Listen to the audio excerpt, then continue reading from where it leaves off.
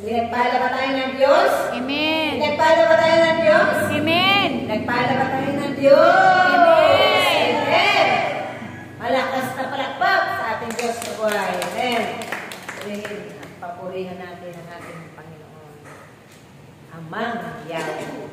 So tayo po ay dadako na sa pagbabasa ng Ebanghelyo ay pagkakaloob ng ating kapatid sa bagong Jerusalem. Walang dilit iba, inang puri. Magsitayo po tayo.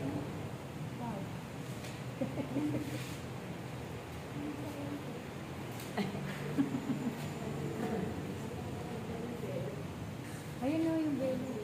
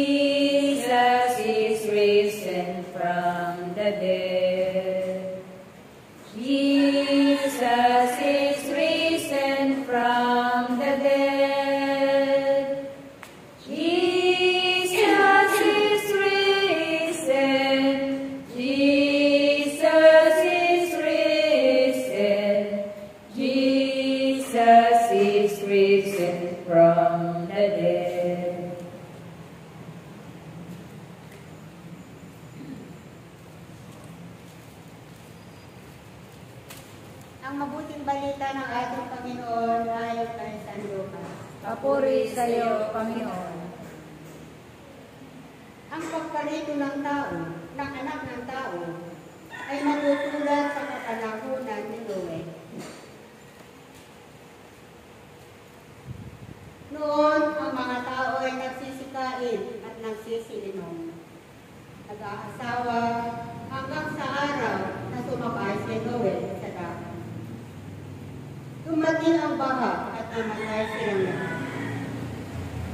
Gayon din noong panahon ni Lot. Ang mga tao ay nagsisikain at nagsisiinom, namimili at nagtitili, nagtatanim at nagtatayo ng bahay. Ngunit ng araw na umalis si Lot at Sodoma, umulan ang apoy at asupli at natubok silang lahat. Gayon din sa pagdating ng anak ng tao. Sa araw na iyon, ang nasa bubungan ay huwag nang bumaba upang punit ang kanyang mga ari-arian sa loob ng bahay. Ang nasa bukid ay huwag nang umuwi. Alalahanin ninyo ang nangyari sa asawa ni Lot. Ang sinumang magsikap na iligtas ang kanyang buhay ay pawawalan nito. Ngunit ang sinumang mawalan ng kanyang buhay ay siyang makapagliligtas nito. Sinasabi ko sa inyo, may dalawang lalaki na tutulog sa isang higaan sa gabi iyon. Kukunin ang isa at iiwan ang isa. May dalawang babaeng makasamang bumibiling. Kukunin ang isa at iiwan ang isa. May dalawang lalaking gumagawa sa bukid. Kukunin ang isa at iiwan ang isa. Saan po, Panginoon? Tanong ng kanyang mga alagad. Sumagot siya, kung saan naroon ang mga bangkay, doon naman nakakatipon ang mga buwete. Mga kapatid, ito pang mabuting balita ng ating Panginoon. Pinupuri ka namin, Panginoong Yesu